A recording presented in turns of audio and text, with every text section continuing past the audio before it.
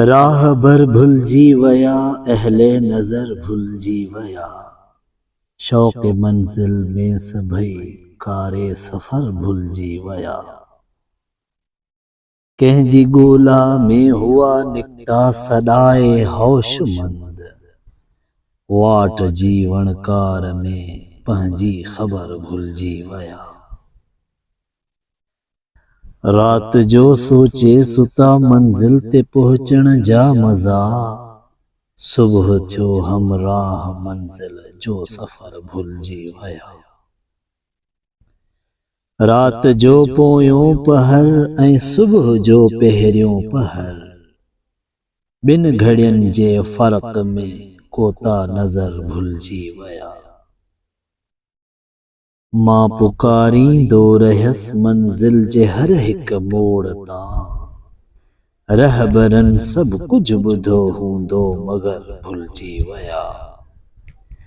हाय तन गुलड़न जी महरूमियत को रोई सघे, जिन जा माली बागबानी जो हुनर भुलजी वया। जिन घुरी वरती हुई दिल याद जो तोहफो करे, सेब अज शमशीर जी खातिर खबर भुलजी वया। राह बर भुलजी वया अहले नजर भुलजी वया, शौक मंजिल में सभई कारे सफर भुलजी वया। लेट मी क्लियर में तव्हां सभिनी खे खुश आमदीद। दोस्तों अज पाण 9 दर्जे जी सिंधीअ जे किताब जे सिफ़े नंबर 178 ते शमशीरुल हैदरीअ जो ख़ूबसूरत गज़ल पढ़ण ऐं सम्झण जी कोशिश कंदासीं। पर उन खां पहिरीं अचो त किताब जे सिफ़े नंबर 177 ते ॾिनल सिंध जे हिन ख़ूबसूरत शाइर जो मुख़्तसर तारुफ़ पढ़ूं था। शमशीरुल हैदरी, विलादत 1932 ईस्वी, वफ़ात 2012 ईस्वी। शमशीरुल हैदरी वल्द इमाम ॾिनो ख्वाजा, ॻोठ कढण, ज़िले बदीन में 15 सितंबर 1932 ईस्वीअ में ॼाओ। हू सुठो शाइर, अदीब, सहाफ़ी ऐं ड्रामा नवीस हो। संदसि अदबी ख़िदमतूं तमामु वसी आहिनि।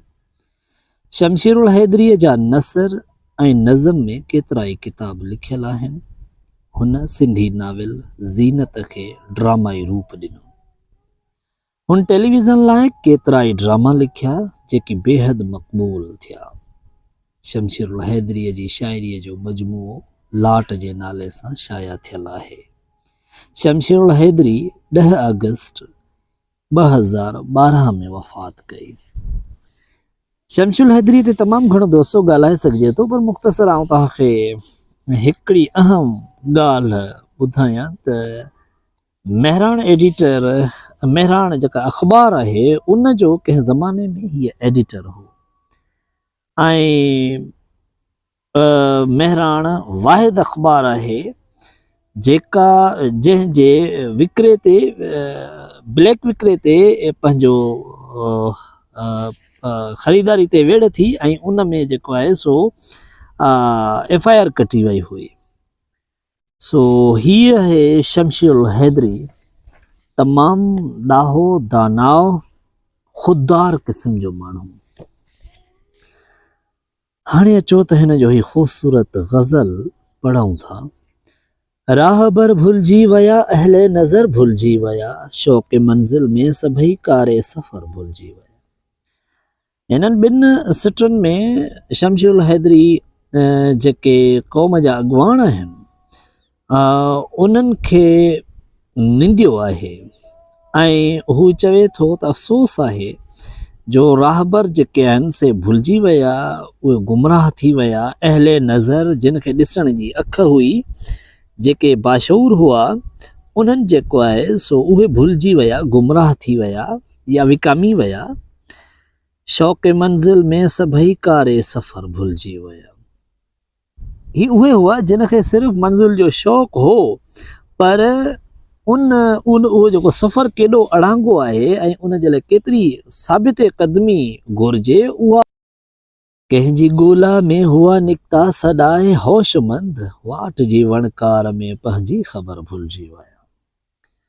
हू जेको आहे सो कंहिंजी ॻोल्हा में वॾा ॾाहा ऐं दाना पाण खे सॾाए, अकुलमंद सॾाए उहे अॻिते निकिता हुआ, यानी पंहिंजी मंज़िल जी हासिलात जो चई ऐं माण्हुनि खे वॾा वॾा ख्वाब ॾेखारे उहे जेके आहिनि से पंहिंजो पाण खे दाना सॾाए निकिता हुआ अॻुवाणी करणु। पर उन माण्हू खे यानी मुतवजा कयो पंहिंजे इन्हनि ॻाल्हियुनि सां त असीं तव्हांखे आज़ादी ॾियारींदासीं, असीं समाज खे सुधारींदासीं, असां बहितरी कंदासीं।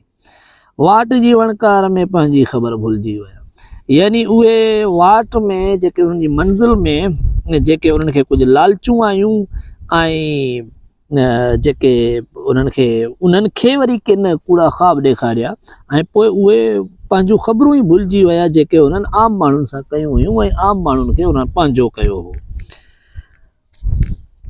रात जो सोचे सुता मंज़िल ते पहुचण जा मज़ा, सुबुह थियो हम राह मंज़िल जो समर भुलिजी विया।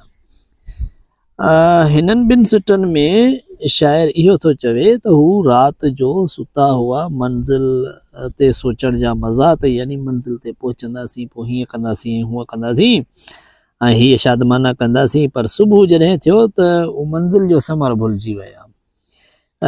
इन ॿिनि सिटनि में शाइर दर हक़ीक़त इहो पैगाम थो ॾिए त राति जो सोचे सुता मंज़िल ते पहुचण जा मज़ा, सुबुह थियो हमराह मंज़िल जो समर भुलिजी विया। हुननि राति जो असां हिन क़ौम जे लाइ हीअ कमु कंदासीं हूअ कमु कंदासीं, हुननि ऐलान वॾा कया, पर जॾहिं सुबुह थियो, जॾहिं कम जो वारो आयो, जीअं त सुबुह आराम जे लाइ हूंदो आहे और राति आराम जे लाइ हूंदो आहे, सुबुह जो पंहिंजो सायो करण जो वक़्तु हूंदो आहे, जॾहिं सुबुह थियो त हाणे उहे मंज़िल जो समर भुलिजी विया, यानी मंज़िल जो साज़ो सामान उहे भुलिजी विया हलिया, उन्हनि खां उहे ॻाल्हियूं विसरी वियूं। राति जो पोयों पहर ऐं सुबुह जो पहिरियों पहर, ॿिनि घड़ियुनि जे फ़र्क़ में कोता नज़र भुलिजी विया। हाणे हिन में ही कोत कोन्हे कोत, हीअ आहे कोताह दर हक़ीक़त। कोताह नज़र जी मतिलबु आहे नज़र जा कमज़ोर, कोताही सुस्ती या काहली ॾांहुं इन इहो रुजू करे थो, पर कोताह नज़र जो मतिलबु आहे कमज़ोर नज़र। सो हाणे हीअ जेको आहे सो हिननि ॿिनि सिटनि में चवे थो शाइर त राति जे पोएं पहर ऐं सुबुह जे पहिरें पहर जे विच वारियूं जेके घड़ियूं आहिनि, इन्हनि ॿिनि घड़ियुनि जे फ़र्क़ में ई उहो जेको आहे सो उहे भुलिजी विया। राति जो हिकिड़ियूं ॻाल्हियूं कयूं ऐं सुबुह जो ॿियूं ॻाल्हियूं कयूं, इन विच में उहे जेके आहिनि से गुमराह थी विया ऐं भुलिजी विया। मां पुकारींदो रहियसि मंज़िल जे हर हिकु मोड़ तां, रहबरनि सभु कुझु ॿुधो हूंदो मगर भुलिजी विया। ॾाढी ज़बरदस्त ही सिटो आहे। शमशीर साहब जेको आहे सो हिकिड़े आम फ़र्द जी हैसियत में इन्हनि खे चवे थो, यानी उहे माण्हू जिन खे इन्हनि जेको आहे सो सब्ज़ बाग़ ॾेखारे पंहिंजो कयो हो, पंहिंजे पुठियां लॻायो हो, पाण ॾांहुं मुतवजा कयो हो, ऐं उन्हनि जे ज़ोर ते पोइ ई जॾहिं अॻिते आया, यानी कुर्सियुनि ते वेठा, इन जो मतिलबु त यानी हीअ जेको आहे सो तव्हां जिन खे वोट ॾिए थो हिकिड़ो आम माण्हू, ऐं पोइ हू जॾहिं कुर्सीअ संभालनि था त पोइ हेठि वारो माण्हू जेको आहे सो हर जाइ त उन्हनि खे वीचारो अवाम पुकारे थो, पर हूअ जेके आहिनि से ॿुधनि था पर पोइ भुलिजी था वञनि। सो शाइर अहिड़नि अॻुवाणनि जी तमामु सख़्तु लफ़्ज़नि में मज़म्मत पियो करे।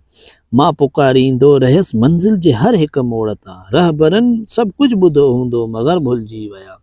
हाणे यानी हुननि अणॿुधो हुजण जो नाटक कयो आहे, पर इते जेको आहे सो अवाम खे शाइर बाख़बर ॼाणाए थो ऐं हू चवे थो त हुनखे ख़बर आहे त रहबरनि सभु कुझु ॿुधो हूंदो, यानी ईअं कोन्हे ॿुधो कोन हूंदो, ॿुधो हूंदो पर उहो भुलिजी विया कुर्सी जे लालच जे मोह में। हाय तन गुलड़नि जी महरूमीअ ते कोई को रोई सघे, जिन जमाल ही बाग़बानी जो हुनर भुलिजी विया। इहे ॾाढियूं अफ़सोस वारियूं सिटूं आहिनि शाइर हिननि में चवे थो गुलनि जो मिसाल थो ॾिए त अफ़सोस उन्हनि गुलनि ते कोई रोई सघे जिन जा जेके माली आहिनि उन्हनि जी परवरिश उन्हनि जी पालना उन्हनि जी पोखाईअ जो ॾांहुं भुलिजी विया। साॻे नमूने सां ईअं खणी चइजे त शाइर इन्हनि ॿिनि सिटनि में असुल में इहो पैगाम थो ॾिए त उन्हनि अॻुवाणनि ते तमामु घणो अफ़सोस आहे जेके पंहिंजे ईंदड़ नसुलनि जी परवरिश ऐं उन्हनि जे लाइ राहूं हमवार करण जो जेको कमु आहे उहो भुलिजी था वञनि। उहे सिर्फ़ु पंहिंजी ज़ात ताईं महदूद था रहनि।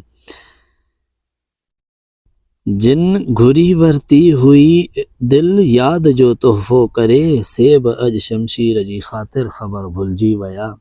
हे हिन गज़ल जो मक़्तो आहे यानी आख़िरी सिटूं आहिनि जिन में शाइर शमशुल हैदरी जो नालो ॾिनल आहे। हीअ जेके आहिनि से सिटूं मोहब्बत ॾांहुं रुजू थियूं कनि।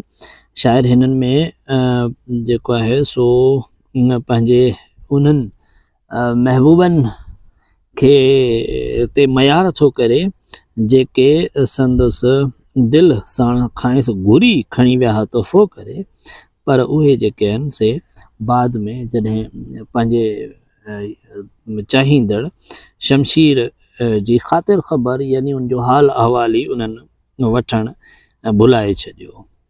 सो दोस्तो ही हो ख़ूबसूरत गज़ल। हाणे अचो त हिन जे मश्क ॾांहुं हलूं था। सभु पहिरीं आहिनि सवालनि जा जवाब। पहिरियों सवाल आहे शाइर गुलड़नि जी महिरूमीअ जो कारण कहिड़ो थो ॿुधाए। त दोस्तो शाइर गुलड़नि जी महिरूमीअ जो कारण उन्हनि जे माली जेके आहिनि उन्हनि जी बाग़बानी जे हुन। ॿियो सवाल आहे शाइर हिन गज़ल में कहिड़ो पैगाम ॾिनो आहे। शाइर हिन गज़ल में जेके लालच में ऐं माया जे मोह में अची गुमराह थी वेंदड़ जेके असांजा अॻुवान आहिनि उन्हनि खे सख़्तु लफ़्ज़नि में निंदियो आहे ऐं उन्हनि खे हौश ॾियारण जी कोशिशि कई आहे ऐं हुन अहिड़े क़िस्म जो पैगाम ॾिनो आहे त घटि में घटि जेके अॻुवाणी कनि था उहे पंहिंजी राह न भुलिजनि, उहे साबित क़दम हुजनि, इरादे जा अटल हुजनि। हिन गज़ल जो अव्हांखे जेको बंदि वणे थो उनजी सम्झाणी लिखो।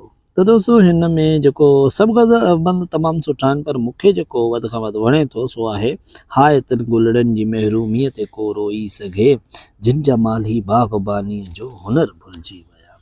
हीअ नए जेको असांजो निंदण को नओं नसल आहे इन जी जेको आहे सो बदहाली तबाही ते शाइर जेको आहे सो ॾुख जो इज़हार थो करे ऐं चए थो अल्लाह उन्हनि ते कोई रोई सघे, छो त हिननि जा जेके माली आहिनि हिननि जा जेके अॻुवान आहिनि हिननि जेके वॾा आहिनि उहे हिननि जी वारसी करण ई भुलिजी विया।